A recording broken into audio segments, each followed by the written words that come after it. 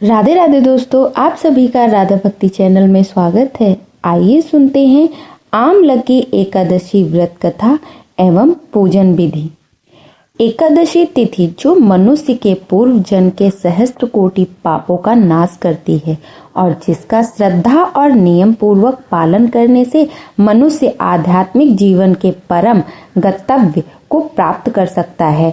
एकादशी के विषय में यह भी कहा गया है, संसार मनुष्य समूह जब एकादशी का उपवास पालन करता है तो वह तुरंत ही सुख को प्राप्त करता है। अगर कोई मनुष्य भौतिक सुख सुविधा प्राप्त करने के लिए भी एकादशी व्रत करता है तो यह कल्प वृक्ष के समान उस मनुष्य की भौतिक इच्छा को भी पूर्ण कर देता है। और अगर कोई अपनी भक्ति में वृद्धि करने के लिए एकादशी व्रत करे फिर तो उसके ऊपर भगवान श्री कृष्ण की विशेष कृपा हो जाती है और यह एकादशी व्रत पालन उसे सर्वोत्तम गति प्रदान करता है और इसमें कोई संशय नहीं है। ऐसे ही परम पवित्र एकादशी यानी आमलकी एकादशी प्रत्येक वर्ष फागुन मास के शुक्ल पक्ष में आने वाली एकादशी को आमलकी एकादशी के नाम से जाना जाता है।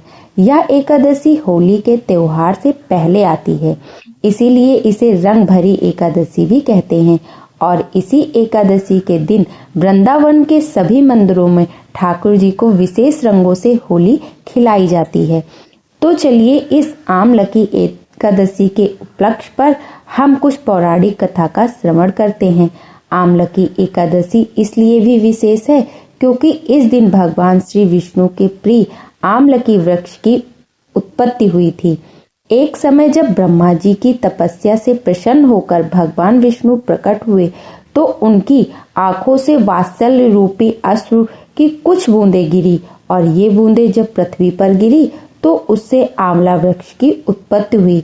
हमारे शास्त्रों में भी किसी स्थान पर यह भी कहा गया है कि भगवान विष्णु के थूक से आंवला के वृक्ष की उत्पत्ति हुई। दोनों ही प्रसंग में हमारे लिए महत्वपूर्ण बात यह है कि आंवला की वृक्ष यानी आंवला वृक्ष का सीधा संबंध भगवान श्री नारायण के साथ है, इसलिए वह हमारे लिए अत्यंत पवित्र और पूजनीय वृक्ष है। एक समय युधिष्ठिर महाराज ने भगवान श्री कृष्ण से पूछा कि फागुन मास के शुक्ल पक्ष में कौन सी एकादशी तिथि आती है और उसका महत्व क्या है। तो उसके विषय में भगवान कहते हैं कि फागुन मास के शुक्ल पक्ष में आने वाली एकादशी को आमलकी एकादशी के नाम से जाना जाता है।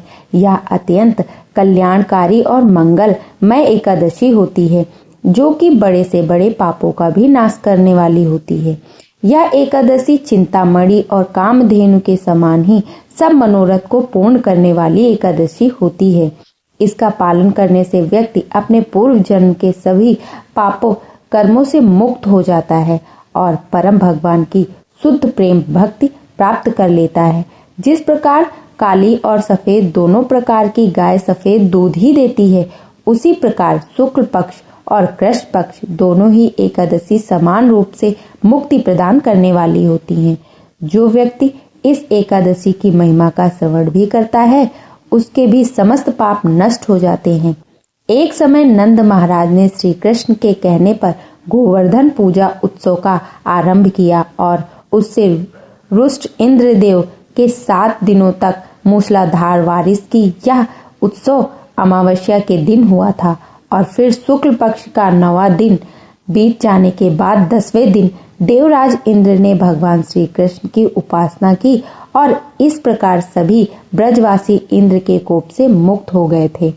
तत्पश्चात नंद महाराज ने पूर्णमासी के 11वें दिन संपूर्ण दिन का उपवास करके एकादशी व्रत का पालन किया, यानी शुक्ल पक्ष की एकादशी तिथि। इस व्रत का पारण करने के लिए वे अगले दिन यानी द्वादशी पर प्रातः काल में ही यमुना में स्नान करने चले गए, लेकिन उन्होंने बहुत जल्दी स्नान कर लिया था, इसीलिए वरुण देव के एक पार्षद ने उन्हें पकड़ लिया। जब काफी समय तक नंद महाराज पानी से बाहर नहीं आए तो वहां उपस्थित सभी कोपगण घबरा गए। उन्होंने सहायता के लिए कृष्ण को पुकारा और क्योंकि नंद महाराज ने पूर्ण श्रद्धा और भक्ति भाव से एकादशी व्रत का पालन किया था, इसलिए वरुण देव के पार्षद भी उन्हें कोई हानि नहीं पहुंचा सके। आखिर श्री कृष्ण ने स्वयं जल में जाकर नंद महाराज को वरुण पार्षदों से छुड़ाकर ले आए। इस प्रकार श्री कृष्ण ने द्वादशी के दिन नंद महाराज की रक्षा की। हमारे शास्त्रों में ऐसे अनेक उदाहरण प्राप्त होते हैं जिसमें एकादशी व्रत पालन करने वाले साधक की महिमा गाई गई है और प्रत्येक संकट से उनकी रक्षा हुई है। श्रीमद् भागवत में आने वाली महाराज अम्बरीश की कथा भी इसी बात का पुनर्उच्चारण करती है। जहाँ भगवान दूरदर्शन चक्र दुर्वासा मुनि के श्राप से अम्बरीश महाराज की रक्षा करता है। भक्तों, आज हम आपको श्रीमद् भागवत में आने वाली महाराज अम्बरीश की कथा भी सुनाएंगे, इसलिए कथा को अंत तक पूरा अवश्य सुने। अतः फागुन शुक्ल एकादशी व्रत कथा आइए जानते हैं। आमलकी एकादशी व्रत विधि एवं व्रत कथा। 1000 गोदान का फल देती है आमलकी एकादशी। मानधाता बोले कि हे वशिष्ठ जी, यदि आप मुझ पर कृपा करें तो किसी ऐसे व्रत की कथा कहिए जिससे मेरा कल्याण हो। महर्षि वशिष्ठ बोले कि हे राजन, सब व्रतों से उत्तम और अंत में मोक्ष देने वाली आमलकी एकादशी व्रत कथा का वर्णन करता हूँ। यह एकादशी फागुन माह के शुक्ल पक्ष में होती है। इस व्रत के करने से समस्त पाप नष्ट हो जाते हैं। इस व्रत का फल 1000 गोदान फल के बराबर होता है। अब मैं आपसे एक पौराणिक कथा कहता हूँ, आप ध्यान पूर्वक सुनिए। एक वैदिश नाम का नगर था जिसमें ब्राह्मण, क्षत्रिय, वैश्य और शूद्र चारों वर्ण आनंद सहित रहते थे।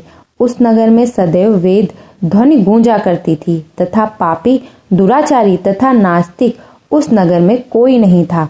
उस नगर में चैत्ररथ नाम का एक चंद्रवशी राजा राज करता था। वह अत्यंत विद्वान तथा धार्मिक था। उस नगर में कोई भी व्यक्ति दरिद्र व कंजूस नहीं था।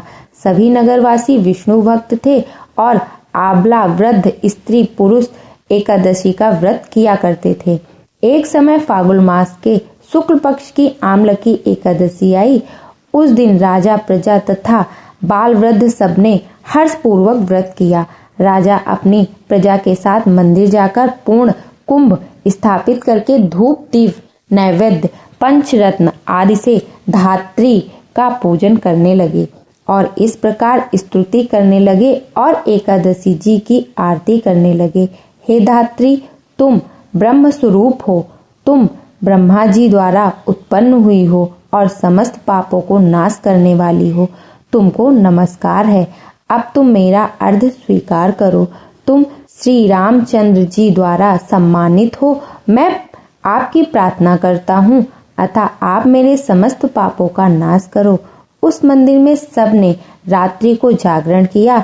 रात के समय वहां पर बहेलिया आया जो अत्यंत पापी और दुराचारी था। वह अपने कुटुंब का पालन जीव हत्या करके किया करता था। भूख और प्यास से अत्यंत व्याकुल वह बहेलिया इस जागरण को देखने के लिए मंदिर के एक कोने में बैठ गया और विष्णु भगवान कथा एकादशी महात्म्य की कथा सुनने लगा। इस प्रकार अन्य मनुष्यों की भांति उसने भी सारी रात जागरण किया। प्रातः काल होते ही सब लोग अपने घर घर को चले गए तो बहेलिया भी अपने घर चला गया। घर जाकर उसने भोजन किया। कुछ समय बीतने के पश्चात उस बहेलिये की मृत्यु हो गई, मगर उस आमलकी एकादशी के व्रत तथा जागरण से उसने राजा विदुरथ के घर जन्म लिया और उसका नाम वसुरथ रखा गया। युवा होने पर वह चतुरंगिनी सेना के सहित तथा धन्य धान से युक्त होकर 10,000 ग्रामों का पालन करने लगा। वह तेज में सूर्य के समान, कांति में चंद्रमा के समान, वीरता में भगवान विष्णु के समान और रक्षा में पृथ्वी के समान था। वह अत्यंत धार्मिक, सत्यवादी, कर्मवीर और विष्णु भक्त था। वह प्रजा का सम्मान भाव से पालन करता था। दान देना उसका नित्य कर्तव्य था। एक दिन राजा शिकार खेलने के लिए गया। दैवयोग से वह मार्ग भूल गया और दिशा ज्ञान न रहने के कारण उसी वन में एक वृक्ष के नीचे सो गया। थोड़ी देर बाद पहाड़ी मलेच्छ वहां पर आ गए और राजा को अकेला देखा मारो मारो शब्द करते हुए राजा की ओर दौड़े।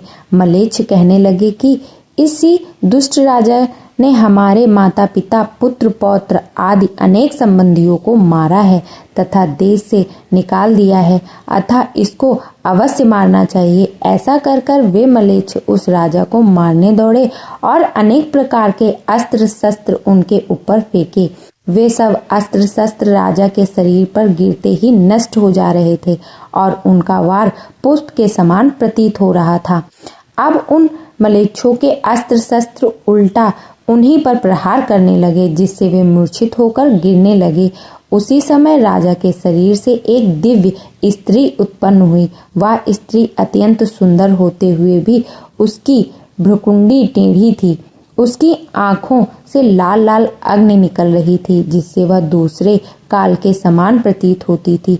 वह स्त्री मलेच्छों को मारने दौड़ी और थोड़ी ही देर में उसने सब मलेच्छों को काल के गाल में पहुंचा दिया।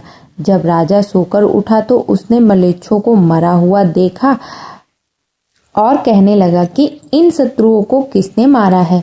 इस वन में मेरा कौन हितैषी रहता है? वह ऐसा विचार कर ही रहा था कि आकाशवाणी हुई, हे राजा, इस संसार में विष्णु भगवान के अतिरिक्त कौन तेरी सहायता कर सकता है? इस आकाशवाणी को सुनकर राजा अपने राज्य में आ गया और सुखपूर्वक राज्य करने लगा। महर्षि वशिष्ठ बोले कि हे राजन, यह आमलकी एकादशी के व्रत का प्रभाव था। जो मनुष्य इस आमलकी एकादशी का व्रत करते हैं वे प्रत्येक कार्य में सफल होते हैं और अंत में विष्णु लोक को जाते हैं। आज एकादशी पर जरूर सुने। ऋषि दुर्वासा और महाराज अम्बरीश की ये कथा और जानिए एकादशी व्रत करने से क्या फल मिलता है। ऋषि दुर्वासा जो दूर्वा खाकर रहते थे और दुर्वासा जी वह हैं जो किसी को भी श्राप दे देते थे। बड़े ही गुस्सैल साधु हैं। एक बार उन्होंने एक भक्त की भक्ति से पंगा ले लिया। भागवत जी में कथा है, एक भक्त थे जिनका नाम था अम्बरीश। अम्बरीश जो विष्णु जी के भक्त थे।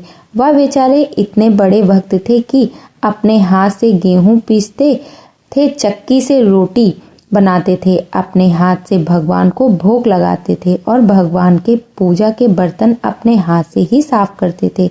भगवान के वस्त्र अपने हाथ से बनाते थे, भगवान की माला भी अपने हाथ से ही बनाते थे। भगवान के लिए पुष्प खुद तोड़कर लाते थे, जमीन में सोते थे।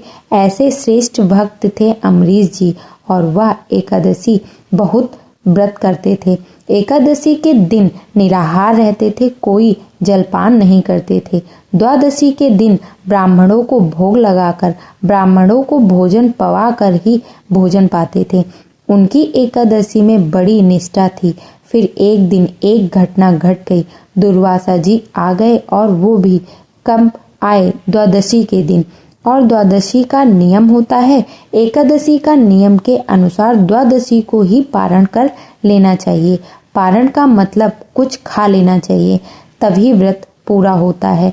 जब भी एकादशी आया करे तो जगन्नाथ जी के चावल के प्रसाद से द्वादशी को व्रत पूरा करना चाहिए। एकादशी को चावल नहीं खाना चाहिए, पर द्वादशी को चावल जरूर खाना चाहिए। और कौन सा चावल? इस धरती में सबसे सर्वश्रेष्ठ चावल क्या हो सकता है? जगन्नाथ जी का भात सबसे उत्तम। जगन्नाथ जी के भात को जगत पर सारे हाथ भगवान जगन्नाथ जी का प्रसाद सबके घर में होना चाहिए। जगन्नाथ जी से ढेर सारा प्रसाद ले आए और चावल को धूप में फिर से सुखा ले। दुर्वासा जी द्वादशी के दिन आए। उस समय अम्बरीश ब्राह्मणों को भोजन करा रहे थे और त्रयोदशी लगने वाली थी, मतलब तिथि बदलने वाली थी। अब तिथि बदलने के पहले आपको पारण करना पड़ता है। अब दुर्वासा जी आए तो अम्बरीश जी ने कहा, महाराज आप भी पाओ। दुर्वासा जी बोले, मैं नहा कर आता हूँ। तो उन्हें नहाने में जरा देर हो गई और अम्बरीश जी की तिथि निकली जा रही थी। तो अब अगर घर में साधु भूखा हो तो कुछ खा तो सकते नहीं। तो उन्होंने भगवान का चरणामृत पीकर अपने व्रत को पारण कर लिया। जब वह चरणामृत पी रहे थे कि सामने से दुर्वासा जी आ गए। अब दुर्वासा जी बड़े गुस्से में आ गए कि मुझे खिलाए बिना तुमने खा लिया, जानता नहीं मैं कौन हूँ, तू बड़ा भक्त बन रहा है, मैं आज तुझे दंडित करूंगा। तूने एक साधु का अपमान किया है, तू जानता नहीं मैं कौन हूँ, तूने मुझे खिलाए बिना खा लिया। और दुर्वासा जी से सारा जग डरता था कि वह बहुत खतरनाक ऋषि हैं। अम्बरीश जी तो हाथ जोड़कर खड़े हो गए, महाराज यदि अपराध हुआ है तो मुझे दंड दीजिए। और अम्बरीश जी ऐसे भक्त थे कि जब वह अपने हाथ से गेहूं पीसा करते थे तो बगल में भगवान बैठकर अपने पीताम्बर से उनको हवा दिया करते थे। ऐसे भगवान स्वयं उनके प्रेम में बिक चुके थे। जब जब अम्बरीश भगवान की सेवा करते थे तो भगवान स्वयं उनकी सेवा करते थे। अम्बरीश उनकी सेवा करते और भगवान उनकी सेवा करते। अब भगवान ने अपना सुदर्शन नियुक्त कर दिया था कि तुम पर कोई संकट आएगा तो मेरा सुदर्शन तैयार रहेगा। अब दुर्वासा जी को गुस्सा आया कि तुमने मुझे खिलाए बिना खा लिया। तब दुर्वासा जी ने अपना एक बाल उखाड़ा और पटक दिया, और जब पटका तो उस बाल को पटकने से एक राक्षसी पैदा हो गई। उसने अम्बरीश जी को नुकसान पहुंचाने के लिए खाने के लिए दौड़ी, और जैसे ही दौड़ी तो भगवान का सुदर्शन चक्र नियुक्त था, उसने जाकर राक्षसी जी को वश में कर दिया। और सुदर्शन साक्षात भगवान है, इसलिए भागवत जी में कहा गया है कि सबसे आगे क्या रखा गया है। यह सुदर्शन इसलिए कहते हैं कि अपने घर में द्वार के ऊपर भगवान सुदर्शन को लगाएं। यह सुदर्शन भक्तों के परम रक्षक हैं। भक्तों को जो नुकसान पहुंचाना चाहता है, सुदर्शन चक्र उनकी स्वयं रक्षा करते हैं। जैसे जब अम्बरीश को नुकसान पहुंचाना चाहा तो सुदर्शन भगवान स्वयं उनकी रक्षा के लिए खड़े हो गए, और दुर्वासा जी को मारने के लिए सुदर्शन भगवान दौड़ पड़े कि मैं अब तुम्हें छोड़ूंगा नहीं, ये मेरे भक्तों को नुकसान पहुंचा रहा है। अब दुर्वासा जी भागे और कहने लगे कि ब्रह्मा जी बचाओ, ब्रह्मा जी बचाओ। ब्रह्मा जी ने देखा कि कौन आया है। दुर्वासा क्या हुआ बोलिए। दुर्वासा जी बोले सुदर्शन चक्र पीछे लगा है। ब्रह्मा जी बोले निकलो मेरे घर से, तुम्हारा यहाँ ठिकाना नहीं। फिर सुदर्शन से बचने के लिए शंकर जी के पास गए। हे प्रभु बचाओ। शंकर जी बोले बाहर जाओ, अभी कोई गुंजाइश नहीं है, जिसका चक्र है उसके पास जाओ। अब वह गए भगवान नारायण के पास। प्रभु हे प्रभु क्षमा क्षमा। भगवान बोले क्या हुआ महाराज। दुर्वासा जी बोले हमको आपके भक्त हैं, पता नहीं हमसे कौन सा अपराध हो गया है कि यह सुदर्शन हमें मारने जा रहा है। भगवान जी बोले आपने किसका अपराध कर दिया। सुदर्शन जी बोले प्रभु इसने जो आपके आश्रित भक्त अम्बरीश हैं उन्हें नुकसान पहुंचाना चाहा, मैं इसे बिल्कुल छोड़ूंगा नहीं। अब भगवान जी बोले तो फिर मैं भी सेवा नहीं कर पाऊंगा। अब दुर्वासा जी घबराए कि जब भगवान नहीं बचा रहे तो अब कौन बचाएगा। अब दुर्वासा जी घबराए, चरणों में गिर पड़े, प्रभु आप बचाओ, मैं क्या करूं। भगवान बोले जिसका अपराध किया है उस भक्त से जाकर क्षमा मांगो, वह क्षमा कर दे तो यह चक्र शांत हो जाएगा। तब दुर्वासा जी दौड़े दौड़े अम्बरीश जी के चरणों में गए। अम्बरीश जी ने देखा महाराज आप तो साधु हैं। अम्बरीश जी ने साष्टांग प्रणाम किया। दुर्वासा जी ने कहा हे अम्बरीश हमें क्षमा करो, हमने भक्ति का अपमान किया है, अपराध किया है। तब दुर्वासा जी के लिए अम्बरीश ने सुदर्शन भगवान से प्रार्थना की, हे सुदर्शन भगवान यदि मैं भगवान का अनन्य भाव से चिंतन करता हूँ, मैंने भगवान के सिवा अपने हृदय में किसी और को स्थान नहीं दिया हो, मेरे अंदर यदि किसी के प्रति छल कपट ईर्ष्या द्वेष ना हो तो हे सुदर्शन भगवान आप शांत हो जाइए। सुदर्शन भगवान शांत हो गए और दुर्वासा जी को क्षमा कर दिया। तब से दुर्वासा जी को समझ आया कि भक्तों से पंगा नहीं लेना चाहिए। भगवान से झगड़ोगे तो चलेगा, पर भक्त से नहीं, बहुत महंगा पड़ सकता है। भगवान है न्याय करने के लिए। रावण के साथ न्याय भगवान ने किया था, उसे दंड मिला। द्रौपदी के साथ जो दुशासन ने किया, उसे भी दंड मिला। ईश्वर के घर देर है अंधेर नहीं। दुर्वासा जी का अभियान समाप्त हुआ और आज से आपका एक बहुत बड़ा सबक मिला।